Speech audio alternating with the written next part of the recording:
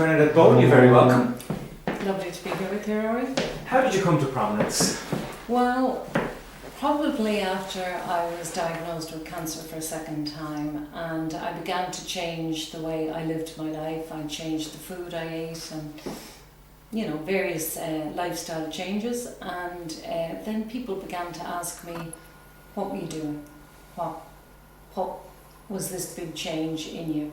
And I began to tell them all about it, and the whole thing started to escalate. People called to my home asking me, how do you do this, or how did you go about it? And suddenly I was inundated with people, and people began then to say to me, you have to write it down.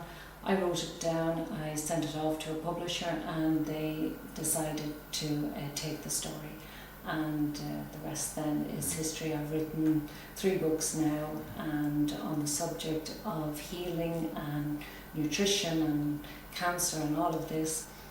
I teach a 3-day program, a wellness program, and basically what we do there is we take people in for 3 days, we educate them and show them how to prepare the foods. They eat that way, they have lovely massages, integrated healing. They de-stress their lives for those few days that they spend with me. And then they go home and they're in no doubt as to what to do. So they go home and they live, some of them, many of them just get on with it. Of course, some of them fall back a little bit, and they ring me up every now and then and tell me they've fallen off the wagon and I need to get back, and all of that. Just back a little bit for us. What age were you when you were diagnosed, and what kind of a cancer was it? The first time I was diagnosed, I was 33 years of age, a young mother of 2. My son Richard was 7, my daughter Sarah was 4, and I was pregnant with my 3rd child. And I was diagnosed with lymphatic cancer. I actually miscarried that baby, and they told me I was to have no more children, that it may well have been the pregnancy hormones that started the cancer. So they told me, you had more than most, you have a boy, you have a girl, go home and live your life. So that's what I did for many, many years, and every time I had a checkup, I asked my oncologist, could I have another baby? Because as any woman will know who has lost a child, it's an instinct sometimes that's stronger than sense. And so for years and years I wanted to have another baby, and I made a kind of a calculated risk, I thought anyway, in my naivety. I was 7 years clear, and they tell you you're cured after 5. So I was coming up to 40, and I thought, well, if I don't do it now, it's never going to happen. And thankfully, it was a piece of advice that I didn't listen to. And Julie now is 17 years of age. She's the joy of all our lives, and she's just been a blessing.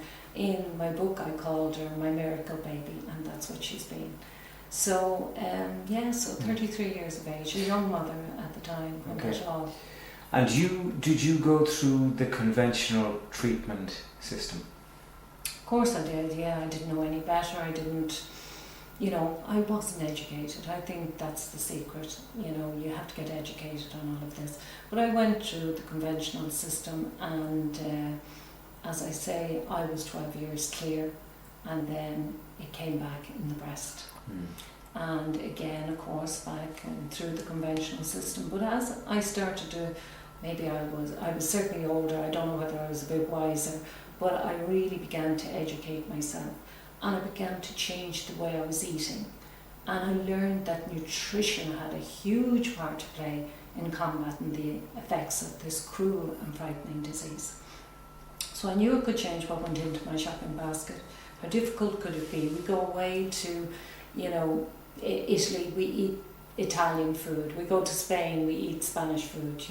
How difficult can it be to eat a bit more healthy? Now, mind you, Rory, I really thought I was living a healthy life. I was having my fruits and veg every day. I didn't eat much junk food or sugary food or anything like that. I had a glass of wine in the evening, but we're told red wine is good for us and all of this type of thing. So I thought I was living a fairly healthy life.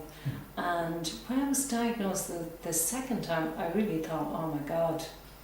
But compared to what I do now, I really hadn't a clue. What do you do now? I do a lot of juicing. I eat more raw vegetables rather than cooking them, because we know that once you heat above 43 degrees, you basically destroy the enzymes in the food, which is the most important part of the food. So, just eat more whole foods and natural foods, as close to Mother Nature as is possible, without processing. Would you go as far as to say, Bernadette, that this is your medicine now?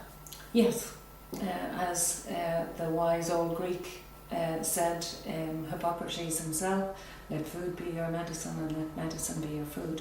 So yes, it is my medicine, and certainly, with all the people I have taught over the years, I've seen incredible people, that have changed their lifestyle and turned end-stage cancer around. So now, do I believe in it? 100%. And it could be argued the living embodiment of it. But you still went through the system, and you will still meet traditionally trained doctors in the system. Would they balk at your idea of managing it this way? Has anybody said anything to you? No, not a lot. But I think you start to see that some of them are beginning to open up to nutrition. Because let's face it, it is common sense. We know now, a lot of studies showing that when a potent carcinogen enters the body, the rate at which it's controlled is mostly by nutrition. So people are beginning to get educated. Plus, you have people like me, ordinary people, ordinary mummies, ordinary daddies.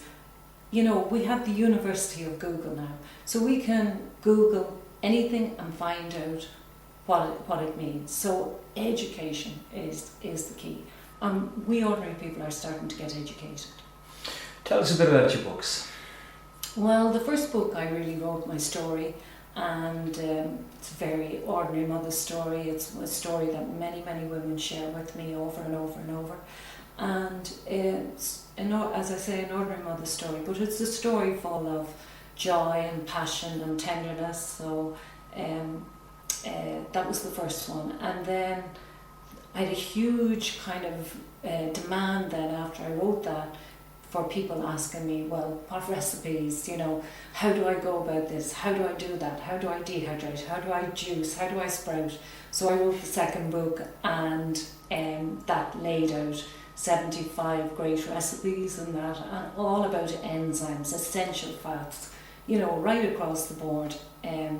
Plenty of down to earth, and it's written in a very easy style that people come back to me on, and they tell me, I loved it because it was so simple. It's not written for experts, it's written for ordinary people like me. And then I recently released my new book called The Survivor's Mindset. First book is The Choice, and the second book, The Choice Program. But The Survivor's Mindset really came about because as I began to listen to people about their cancer and their trauma that brought this about, I began to realise that, emotional problems, stress, things like that were the key factor that started these things. So I began to research. I looked at Candace Pert's studies. She did 250 studies showing that neuropeptides in the brain send these encoded messages to the immune system. So I realised that our thoughts were very important in dealing with cancer. Now, we're all told you have to think positive, but that's a very easy thing for somebody to say that hasn't been diagnosed. A person that's diagnosed with cancer is not going to think positive every day of the week. So they're going to have their bad days and their good days. So it's about restructuring the way they think. And that's part of the program that I do also as well.